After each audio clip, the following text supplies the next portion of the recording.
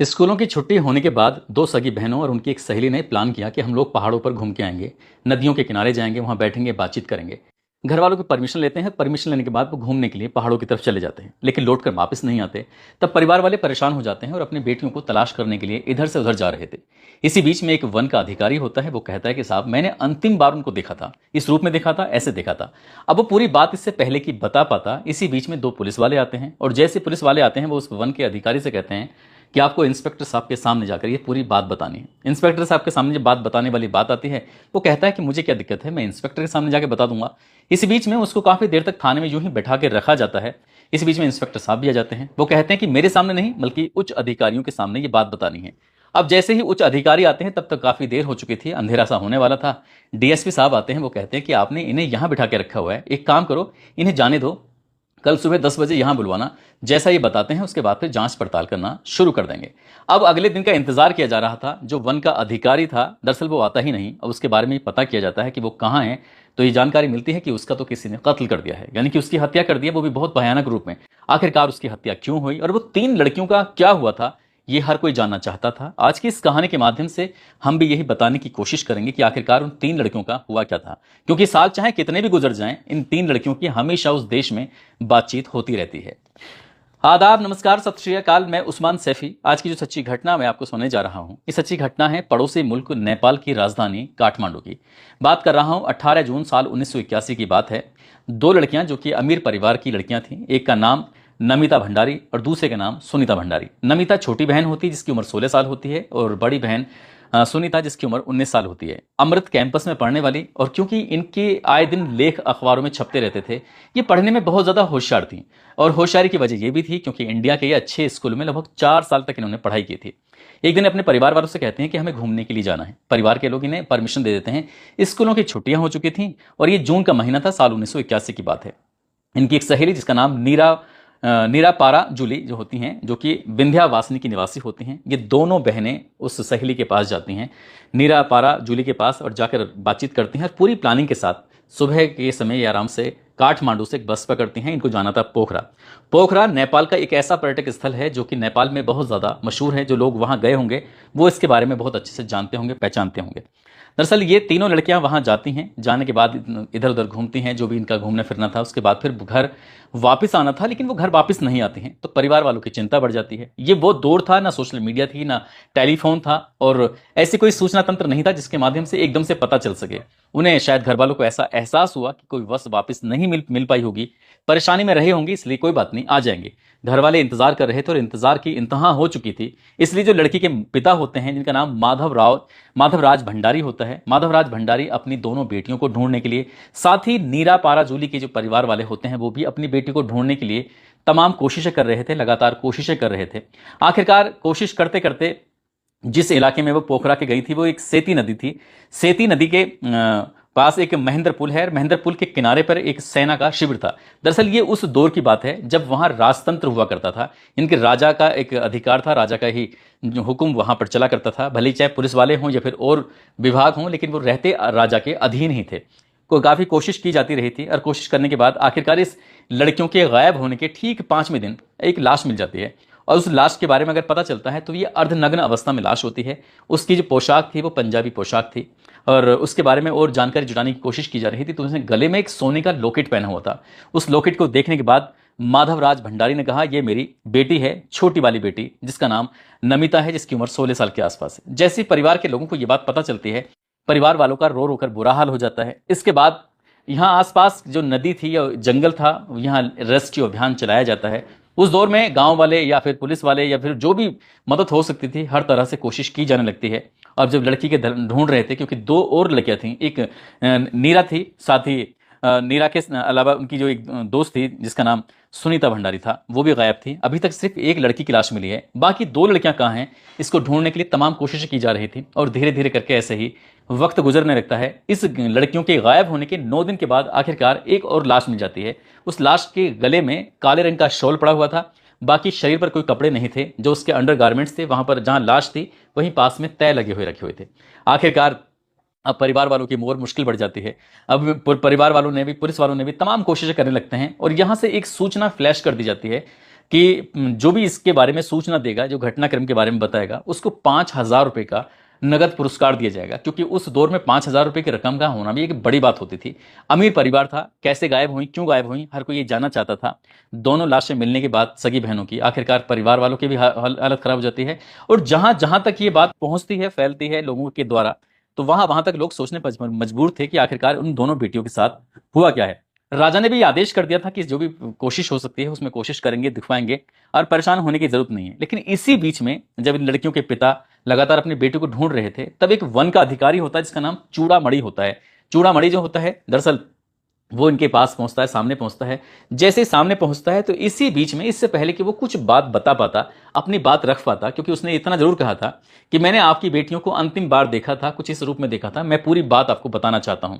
लेकिन इससे पहले कि वो कुछ बात बता पाता, जो पुलिस वाले साथ में काम कर रहे थे, दो पुलिस वाले उस व्यक्ति को, जो वन का अधिकारी था जिसका नाम चूड़ामणि था, उसको अपने साथ लेके जाते, सीधे सीधे थाने पहुंच जाते हैं। और थाने ले जाने के बाद कहते हैं कि जब इंस्पेक्टर साहब आएंगे तो इंस्पेक्टर साहब के सामने जो भी पूरा घटनाक्रम है वो पूरा का पूरा घटनाक्रम बताना है। अब इस व्यक्ति को, जो वन का अधिकारी है, ऑफिसर है, उसके बावजूद भी इसको हवालात में बिठा दिया जाता है। और हवालात में बिठाने के बाद ये कहा जाता है कि जब बड़े अधिकारी आएंगे तब पूरी बात बतानी है। लेकिन बड़ा अधिकारी आता जरूर है, रात थोड़ी ज्यादा हो चुकी थी, इसलिए कहा जाता है, डीएसपी साहब कहते हैं अब रात ज्यादा हो गई है, अब एक काम करो, सुबह आना और सुबह आपसे मुलाकात करेंगे। वो अधिकारी अपने घर चला जाता है। सुबह लगभग 9 बजे के आसपास अपने घर से निकला, और घर से निकलने के बाद उसने अपनी पत्नी ने जो खाना वाना बनाया था उस खाने को खाता है, और वो जा रहा था, एक ऐसे रास्ते से निकल जाता है कि उस रास्ते से जाने के बाद वो फिर दिखाई नहीं देता। आखिरकार उसकी भी तलाश शुरू की जाती है, तो तलाश करने के बाद ये पता चलता है कि उसकी किसी ने गोली मारकर हत्या कर दी है। हालांकि कुछ लोग ये भी कहते हैं कि उसने अपनी जान दे दी है। वो अपनी जान क्यों देगा, उसके पीछे की क्या वजह है, सहज ही अंदाजा लगाया जा सकता है। जैसे 1 रुपए का एक सिक्का होता है, उसके पेट पर इतना ही बड़ा एक गहरा निशान था, जो बिल्कुल पूरा इस एक सिक्के के बराबर सुराग था। तो यही दावा किया जाता है कि उसकी किसी ने गोली मारी, गोली मारने के बाद उसकी हत्या कर दी। हत्या क्यों की, किसने की, अब एक और मामला हो चुका। 3 लड़कियां पहले से गायब थी, जिसमें 2 की लाश मिल चुकी थी। तीसरी लड़की की लाश ढूंढी जा रही, तलाश की जा रही थी। तीसरी जो लाश थी नीरा पाराजूली की, दरअसल वो गुम होने के 15 दिन के बाद मिलती है। पहली लड़की की जब पोस्टमार्टम रिपोर्ट आती है तो उसमें कुछ खास नहीं आता, उसके सिर्फ डूबने से मौत होने की वजह आती है। लेकिन दूसरी लड़की होती है सुनीता, उसकी मौत की वजह बताई जाती है कि उसके बलात्कार के बाद उसकी हत्या कर दी जाती है। और जो तीसरी लड़की होती है, इसका नाम नीरा पाराजूली होता है, उसकी भी बलात्कार के बाद हत्या की पुष्टि की जाती है। और तीनों लड़कियों की लाश ये नदी के किनारे पाई जाती है। और जो थोड़ा बहुत इस बारे में जानता था, दरअसल उसके बारे में भी कहा जाता है कि उसको भी मार दिया गया है। जब इसने कुछ बताने की कोशिश की थी तो ऐसा दावा किया जाने लगता है, आसपास के लोगों में चर्चा शुरू हो जाती है कि एक कार थी जिसका नंबर था BA1132। इस कार में यह दावा किया जाता है कि उसमें 4 लोग सवार थे। जो राजतंत्र था, राजा के एक भाई थे जिनका नाम धीरेन्द्र शाह, उनके धीरेन्द्र शाह के इसमें, जो कि राजा के ये छोटे भाई थे। साथ ही इसमें उदय शमशेर, जो कि राजकुमार ज्ञानेंद्र के साले, जो उनकी ज्ञानेंद्र की पत्नी थी कोमल, ये उनके सगे भाई थे। साथ ही एक फिल्म के डायरेक्टर नीरज शाह भी वहां पर उसी कार में मौजूद थे। साथ ही एक और थे जो होटल के मालिक थे। साथ ही एक नेपाल के बड़े बिजनेसमैन जिनका नाम विनोद स्पीकर श्रेष्ठ, ये भी इसमें शामिल थे। अब ये यहाँ इस जहां पर लाश मिली थी, उस लाश के उस इलाके में, उस नदी के आसपास ये कार से देखे गए थे। लेकिन ये कार से देखने वाली बात, जो पूरी जानकारी थी, वो चूड़ामणि ही बता सकता था, जो वन का अधिकारी था। लेकिन वन का अधिकारी तो मार दिया गया। आखिरकार कि उस दौर के किसी पत्रकार ने इस घटनाक्रम को जब लिखने की कोशिश की तो उसको धमकियां मिल जाया करती थी। साथ ही यदि किसी पुलिस वाले ने इस मामले में जांच पड़ताल करना शुरू किया तो उसका पता चला कि कहीं दूर तबादला हो चुका था, क्योंकि यह मामला शाही परिवार से जुड़ चुका था, राजा के परिवार से जुड़ चुका था। एक तरफ राजा का सगा छोटा भाई है, एक तरफ राजा के एक भाई का सगा साला है, और 2 बड़ी हस्तियां थीं। आखिरकार इन्होंने ऐसा क्यों किया, क्यों नहीं किया।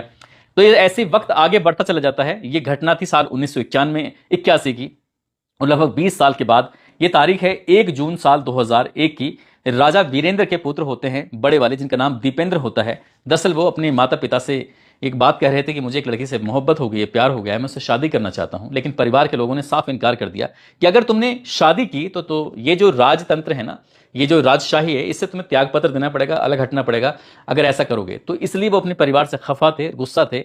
एक दिन घर पर दावत हो रही थी, और दावत के दौरान ही रात का समय था, 1 जून 2001 की बात है। दीपेंद्र ने अपने पिता, जो कि उस दौर के, उस वक्त के राजा थे वीरेंद्र, उनकी भी गोली मारकर हत्या कर दी। अपनी मां की भी, यानी कि ऐश्वर्या की भी गोली मारकर हत्या कर दी। भाई निराजन की भी गोली मारकर हत्या कर दी। बहन श्रुति की भी गोली मारकर हत्या कर दी थी। और चाचा धीरेन्द्र शाह की भी गोली मारकर हत्या कर दी थी। दरअसल ये धीरेन्द्र शाह वही, जो कि उस घटना में, जो कि 18 जून 1921 81 की बताई जाती है। उस घटनाक्रम में उनके शामिल होने का अंदेशा था, आरोप था, ऐसे चर्चाएं, ऐसे रूमर वगैरह लगातार फैलते चले जाते थे। उनकी भी हत्या हो चुकी थी।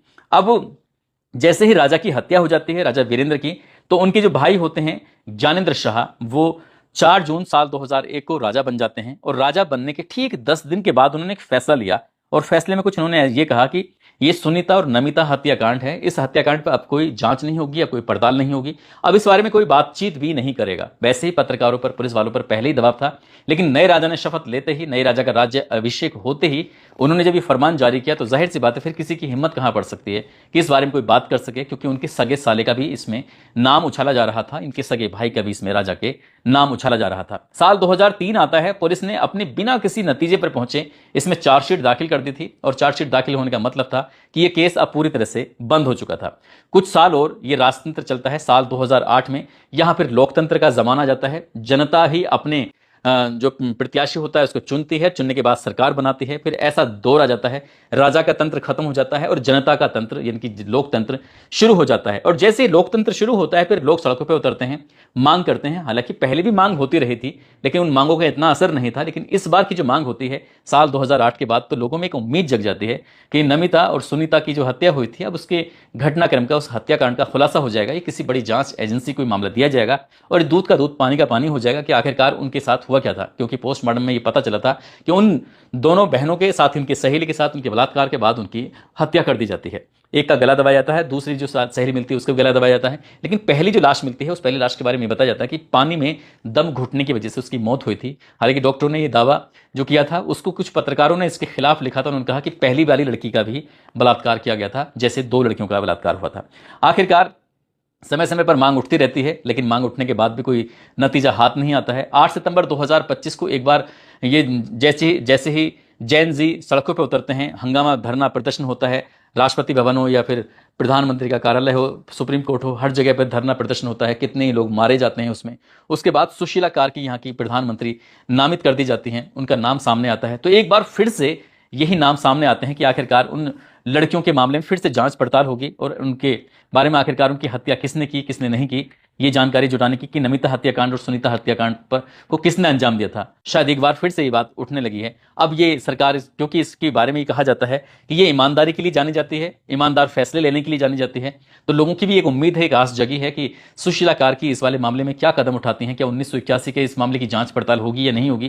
क्या ये ऐसे ही लगातार चलता रहेगा? क्या ऐसे ही लगातार इस विषय पर बातचीत होती रहेंगी? कुछ कह नहीं सकते दोस्तों। इस पूरे घटनाक्रम को सुनाने का उद्देश्य किसी को परेशान करना नहीं है, किसी का दिल दुखाना